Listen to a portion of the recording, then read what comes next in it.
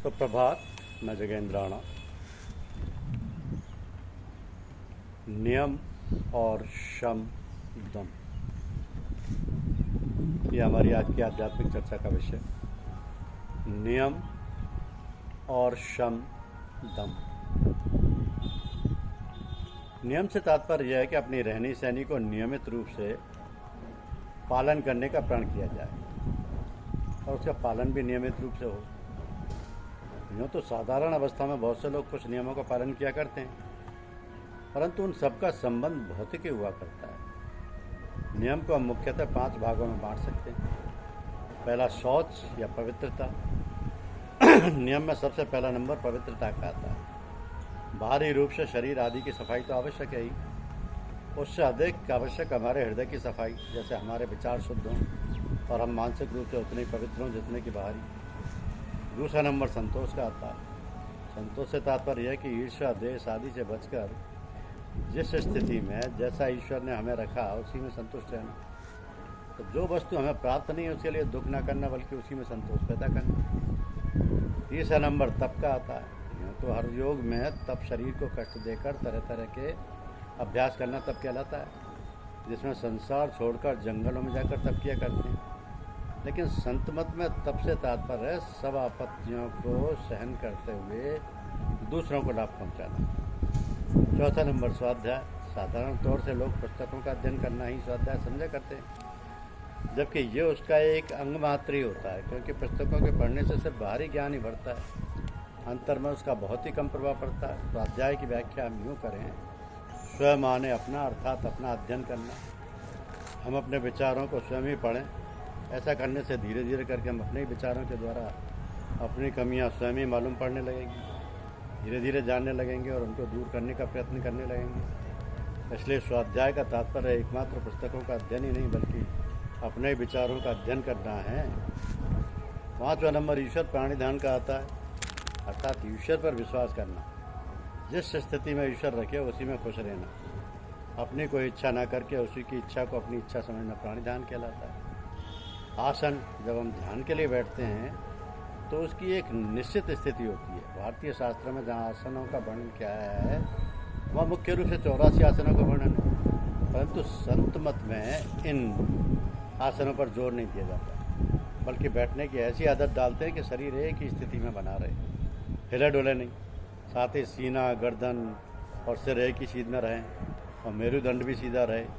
शरीर न इतना अधिक तना रहे और ना अधिक ढीला रहे। इसको सुखासन कहते हैं। प्राणायाम श्वास के साधनों को कहते हैं, इसको जैसा गुरुदेव बताएं वैसा ही करें। प्रत्याहार परिवर्तन को कहते हैं। हमारी 5 ज्ञानेंद्रियां हैं, वे सब अपना अपना कार्य किया करती हैं। आँख देखती है, कान सुनते हैं, लेकिन मन के साथ मिलकर ये ज्ञानेंद्रियां हमारे दिल पर विभिन्न प्रकार का प्रभाव डालती हैं। जैसे आँख का काम देखना है, अब जो भी वस्तु के सामने आएगी देखेगी, लेकिन जब मन बीच में आ जाता है तो जिस चीज़ को वो पसंद करता है उसको बार बार देखने की इच्छा करता है और उसका प्रभाव हमारे दिल पर होता है, वह हमारा ध्यान उधर चला जाता है। यही दशा अन्य ज्ञान इंद्रियों के साथ भी है और हमारा ध्यान बाह्य जगत के चारों ओर लगा रहता है। तो इस ध्यान को बाहर से हटाकर अंदर लगाने का अभ्यास किया जाए तो जो बार बार इधर भागता है उस ध्यान को बाहर से हटाकर अंदर लगाना ही प्रत्याहार कहलाता है। धारणा, चित्त की वृत्तियों को एक जगह लगाने को धारणा कहते हैं। जो हमारी वृत्तियाँ बाह्य जगत में फैली रहती हैं उनको एक ध्येय पर लगाने का प्रयत्न करना पड़ता है, उस प्रयत्न को ही धारणा कहते हैं। तो ध्यान उस अवस्था को कहते हैं जिसमें चित्त की वृत्ति ध्येय पर एक ओर लग जाती है और वो इधर उधर नहीं भटकती है। इसमें ध्याता यानी ध्यान करने वाला नहीं रहता है, सिर्फ ध्येय और उसका ज्ञान बाकी रह जाता है। तो ध्यान की अवस्था जब गहरी हो जाती है तो सिवाय ध्येय के कुछ बाकी नहीं रहता, ज्ञान में नहीं, सिर्फ जो हमारा ध्येय है उसका भान रहता है। इस अवस्था को समाधि कहते हैं। तो ध्यान और समाधि में सिर्फ इतना ही अंतर है कि ध्यान में ध्येय और ज्ञान दोनों रहते हैं, तथा समाधि में ध्येय ही बाकी रहता है। इस प्रकार तीसरे साधन में पहले शम का साधन कराया जाता है और इंद्रिय दमन, लेकिन कोई कोई कर्म का साधन कराते हैं। कोई उपासना को लेकर और कोई ज्ञान को लेकर चलते हैं। लेकिन संत मत में कर्म, उपासना और ज्ञान तीनों साथ साथ चलते हैं।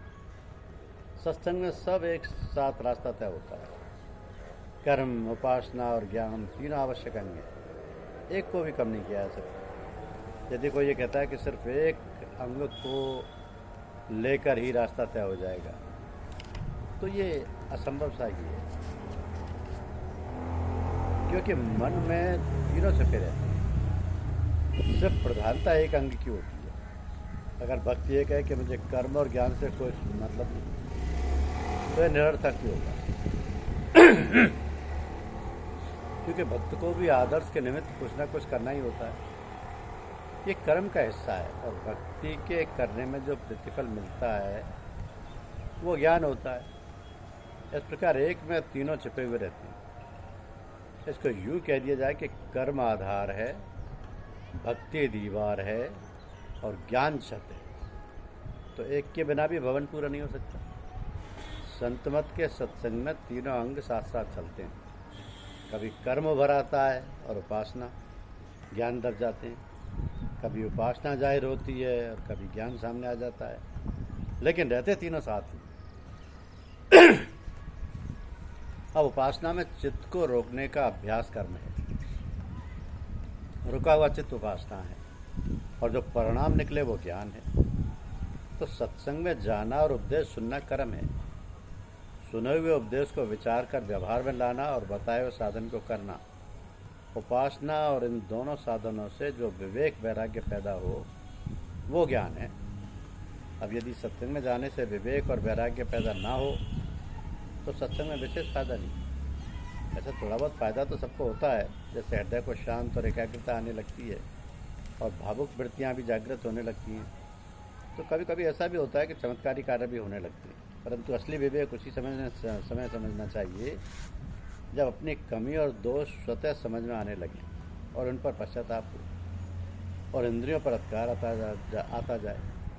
यदि ऐसा ना हो तो समझना चाहिए कि आंतरिक अभ्यास में कुछ कमी रह गई, क्योंकि श्रम के बाद संपत्तियों में दम का क्रम आता है। इसमें बाह्य इंद्रियां जन्य वृत्तियों का निरोध करके उस प्रत्येक इंद्रिय को उसके व्यापार से विमुख करना होता है। इसके लिए हिंदू शास्त्रों में विभिन्न तरीके दिए गए, परंतु मुख्य रूप से दो तरीके से इंद्रियों का दमन प्रचलित सा है। पहले वृत्ति को एकदम मार देना, दूसरा उस पर अधिकार करना। यही दो तरीके भारतीय संस्कृति में प्रचलित हैं। भगवान शिव की तपस्या जब कामदेव ने भंग कर दी तो उन्होंने उसे भस्म कर दिया।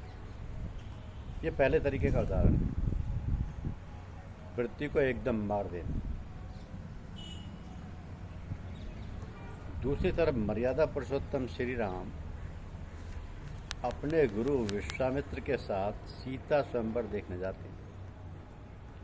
वह पुष्प वाटिका में सीता जी को देखकर मोहित तो हो जाते हैं, लेकिन इतने उतावले नहीं होते कि गुरु का कार्य छोड़। इसके बाद जब स्वयंवर में पहुंचते हैं तो अन्य राजाओं की भांति उतावलापन नहीं दिखाते, और जब तक गुरु आदेश नहीं देते उस समय तक धनुष तोड़ने के लिए नहीं उठते। उस समय भी कोई उतावलापन नहीं दिखता। तो उनके भावों के ऊपर पूर्ण अधिकार है। इसलिए कहा है कि दूसरा उस पर अधिकार करना। सम के बाद संपत्तियों में दम का क्रम आता है। उनमें बाह्य इंद्रियां जनित वृत्तियों का निरोध करके उससे प्रत्येक इंद्रिय को उसके व्यापार से विमुख करना होता है। इसके लिए हिंदू शास्त्र में विभिन्न तरीके दिए गए हैं, मुख्य रूप से दो तरीके। पहली वृत्ति में तो एकदम मार देना, दूसरा उस पर अधिकार करना। तो ये मर्यादा पुरुषोत्तम श्री राम जी वाला जो उदाहरण है, ये भावों के ऊपर पूर्ण अधिकार है। तो संतमत में भी उपरोक्त तरीका अपनाया जाता है। इंद्रिय जन्य वृत्तियों का नाश न करके उन पर अधिकार किया जाता है और उनका समय पर सदुपयोग किया जाता है। क्योंकि पहली जो वृत्ति है एकदम मार देना, वो अत्यंत खतरनाक है। उसमें भगवान शिव की तपस्या को जब कामदेव ने भंग कर दी तो उन्होंने उसे भस्म कर दिया। ये पहले तरीके का उदाहरण है।